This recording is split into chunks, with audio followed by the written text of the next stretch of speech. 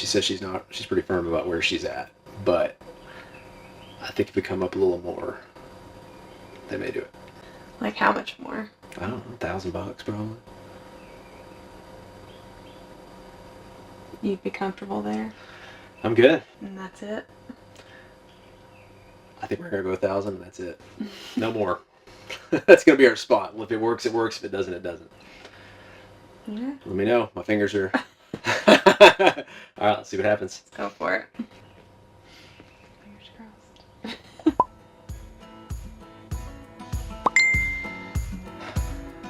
Looks like we just bought ourselves an RV.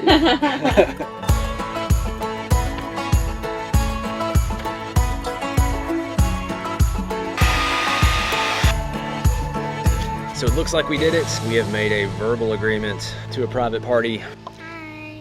How do you feel about if we had a different RV, Hensley? Great. Great. Great, you're good with it? Hensley has seen pictures of the layout we've been looking at, and she's been pretty excited about it. It was so awesome. Marissa and I are gonna be leaving today. It's on the edge of New York and Pennsylvania, so it's a pretty good drive. We got family chipping in to help watch the kids while we go. I'm not gonna say excursion because it's gonna be quite a haul and we're just gonna get there, get it, and get back type thing. But who's gonna take care of me? Yes, You'll be fine. Yeah, you'll have somebody You're take care gonna of get you. grandma You're time. fine. JJ will be taking care of you. You'll be just fine. All right, you may take a picture of you? I'm on your phone. That's awesome. Oh, that's so cute. Oh, that's perfect, Hensley. I love it. Hey, we will see you before you know it. Okay? Bye, buddy. Love you. This has been harder than I expected. We really debated about if I go, if I stay. Nathan really wanted an extra set of eyes and ears, and it's a long haul. But when we had it down to this very specific model that we wanted, I mean, we knew we would be willing to make a little road trip to go get it, but I didn't realize it was going to be this hard leaving the kids. It is hard, but Marissa, I want you to just pause for a second and listen and tell me what you hear. I know. All I hear is the hum of the engine, the wind in my hair. I can't even hear the wind, but anyways, I miss the kids, believe me. Like Hensley, she tugs at my heartstrings, but it's nice to have some silence every once in a while.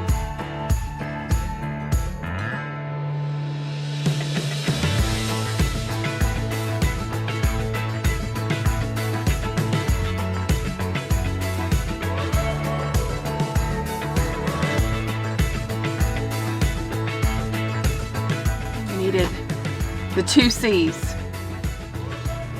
I know what one of them is. Coffee and Chick-fil-A. Oh, coffee, yeah. Yeah, so multiple things making this a little bit weird. Number one, the whole pandemic situation where like when we stop somewhere, you can't just go in and eat like we usually would, or even we're ordering at Chick-fil-A, you know, everybody's got masks on and they're in the line. So we made it into Kentucky. You want to talk about our bathroom situation? So we have, I'm not going to show one that's been used because that's something too, like this is stuff you never think of. Like usually maybe we look for a rest stop, and we may still look for a rest stop to get out and stretch and work out, but I'm like, you know, the bathrooms aren't open. We can't use the bathroom here at Chick-fil-A. That's one of the benefits of having the RV with us Yeah, as we travel. it's usually not a big deal. This is we all get weird to to us. use our own bathroom. But with everything going on, we just want to kind of limit as much exposure as possible. So, Well, I would imagine a rest stop, if the bathrooms are open, being one of the absolute worst places as far as like multiple people from multiple states, from multiple areas coming in and touching things, moving around. So we can show what we've been using. I think We we use talked these about on it. our travel days. We don't talk about them a lot There you go. because we had a camping toilet in the van. Obviously, we can't fit that in here. So this is our solution. That is solution. It's not it's not the most convenient. it's not great. It's not, but I'll go ahead and say I've got a pretty big bladder. I just used this thing a couple of minutes ago. Now it didn't spill over, but if you've got a huge bladder, which I guess that looks like a lot of room, really. when you look what at is it, like 1,000 cc's? I don't know, what's a cc? 800 cc's. Isn't that like what they do in motors with? 800 cc's? I don't know. Anyway, so it was a pretty full bladder, but yeah. So if you got a huge bladder, just know you may have to like do the shiftaroo and whip out 2 of these things or do something, but... And I just realized we match. Wow. This has been like the most awkward date ever.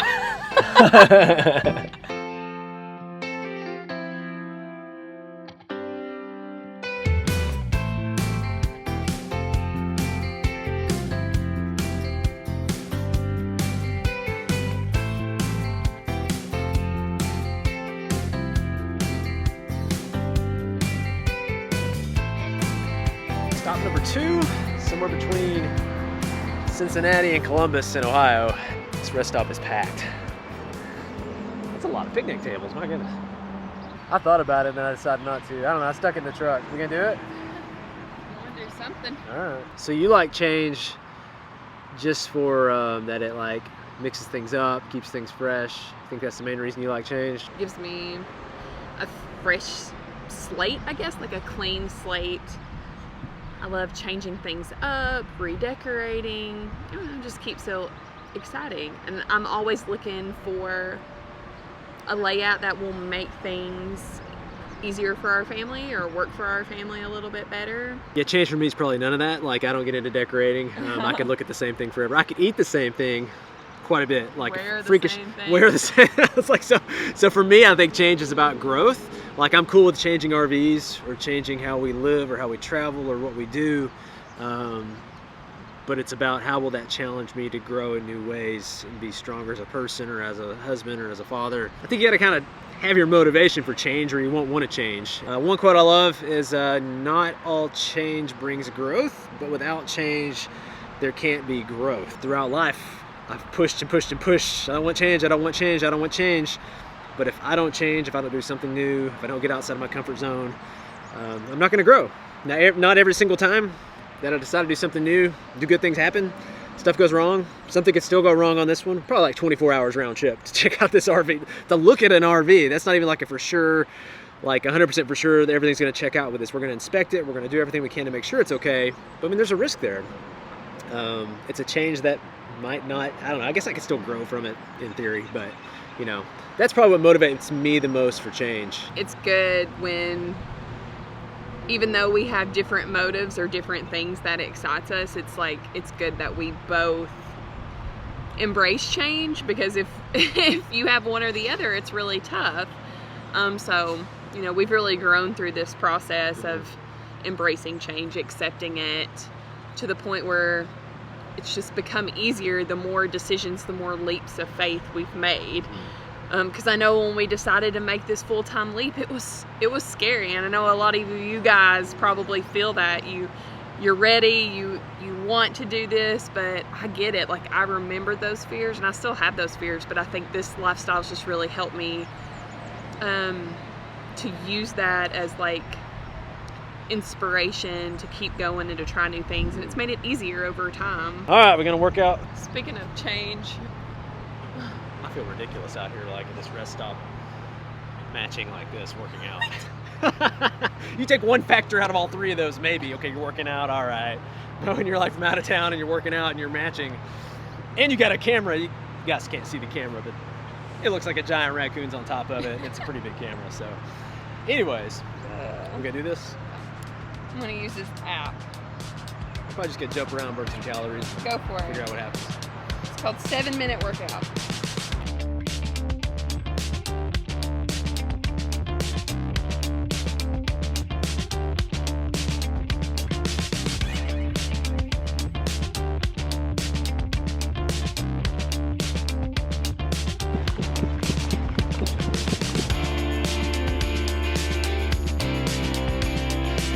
So I took off with the drone, not over traffic or anything like that, not an illegal zone to fly, but kind of got stuck with a direct headwind of, I zipped it up in the air. I'm guessing we got 30-mile-per-hour winds or something like that, because it can't return to me. It's stuck in this field over here, just pushing against the wind. Oh goodness, it's trying to take it into the, I'm about to have to just land it.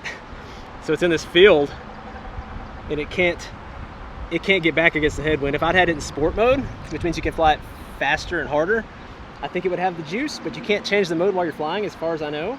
So I can't get it to come back to me. So yeah, it's in that field over there, yeah. I almost got it within 1,000 feet, But I'm fighting that wind the whole way. 8.5 feet off the ground. I think it's done. The wind died down. I'm making a run for it.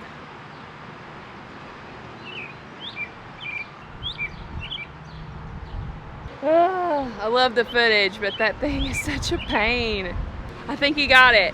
Yeah, I guess 2 things I learned. Number 1, I'm probably always gonna fly out on sport mode now. I had it off sport mode because I was flying in the trees back at the RV in the home base.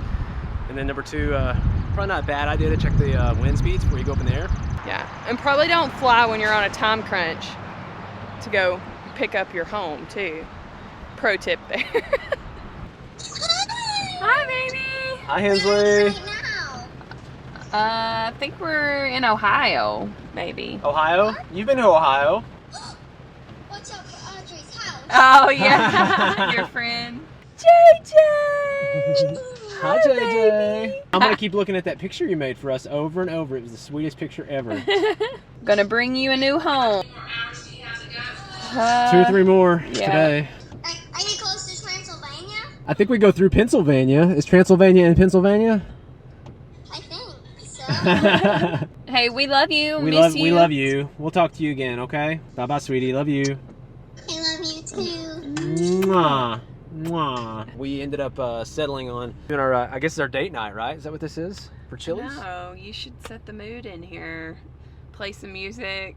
We could do something, I don't know. Dim the lights in here. Yeah, we so could. I told Marissa every time I do this, like, every time, because I've gone and got, went with the Airstream. You got the motorhome. Yeah, the flew out. motorhome. That's that the was good Texas. thing about a motorhome is you can. Yeah, the fly motorhomes out. are easier because it's only one way, essentially. But the van. So every time I'm bringing something back, I'm like, why am I doing this? Is this really worth it? I usually. And then am after not I'm with always, you, yeah. After I'm always like, well, it was worth it. I don't know if you haven't been watching our videos or what. Like something goes wrong every time. I mean, the van, like they weren't even ready for me. I had to spend the night. Don't speak that. We're gonna. No, everything's this gonna be is- great. It's gonna be great. we're- Nothing will go wrong. Still in Chili's. Didn't even leave the parking lot. And I thought I was running over the curb as I left. Turns out I wasn't. Our tire is just slightly flat, so Marissa's gonna let me hear it. But these tires are not old at all. They were brand new when I bought the truck. I don't know if something punctured the tire or what. I do have a compressor. I do have a tire plug kit actually. What I don't have is a spare tire. So I knew I should have ordered dessert. we can still order dessert. We may be here a while. I literally just said nothing. No, but this happened. Okay, we did literally just, and that was real time. That was like 5 minutes ago. But this had already happened. This had already happened. I was like, don't say that. Because 5 minutes before that, I was pulling up to Chili's, and I go, am I on the curb, babe? And she leaned out, looked at the rear tires, and said, you're not on the curb, because usually we would hit it with the rear tires because they're wider. And I thought, well, it feels like I'm hitting a curb. And then so I sort of moved and wiggled in. I was like, okay, well, that felt normal. Well, when we pulled to leave Chili's, I was like, okay, I'm not on a curb again. Something's wrong. The problem with the tire, I could get a tire. It's just you have to get the rim. That's the problem. The truck did not come with a rim, so I'd have to go to a junkyard or something like that to get the rim for the tire, and then go get the tire. And I just. Have we ever had a tire issue? We have never had a tire issue. We've been towed, Yeah. but it wasn't Yeah. a tire issue. Yeah, we've never. I don't think we've ever had. No. And I think that's why we're so calm. Like, you all are probably thinking, why are you so calm? We've been driving for 10 hours, 11 hours already And today. We've got 2 or 3 hours to go. 2 hours away, yeah. Yeah. We're I gonna be sitting here think, for an hour at least waiting for this. Again, we're talking about how the RV life just prepares you. Like, Oh, it's just- I think it has taught me to go with the flow, and that you're right. It's like, eventually something's gonna go wrong. It's just part of the journey. I'm eating your burger. Appreciate that. And hopefully this doesn't take away my man card that I'm not out there with the compressor in the rain airing this up. You stress eating? It's dark chocolate. I've been pretty good. Let's just be honest. I'm just eating whatever's laying around, okay? Just eat whatever's laying around. I think this is where the expression, when it rains, it pours, comes from. These are not heavily worn tires. I mean, I don't know. Just, I don't know. I'm gonna get the compressor out. I'm gonna air it up, see if I can see the leak. Maybe it's something minor. Maybe I can patch it. At least figure out something about what's going on.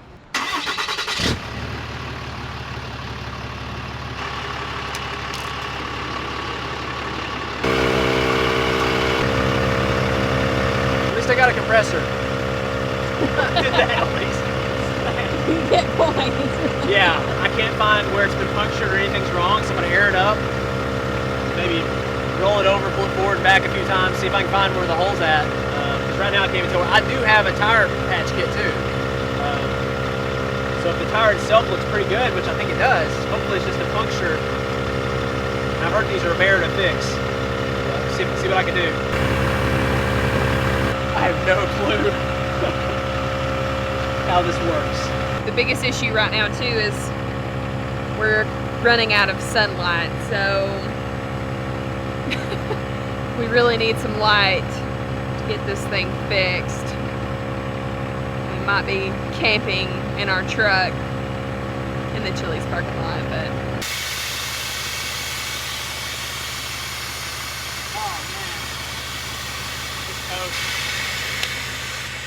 what is it? It's got a huge bubble on the back side of it.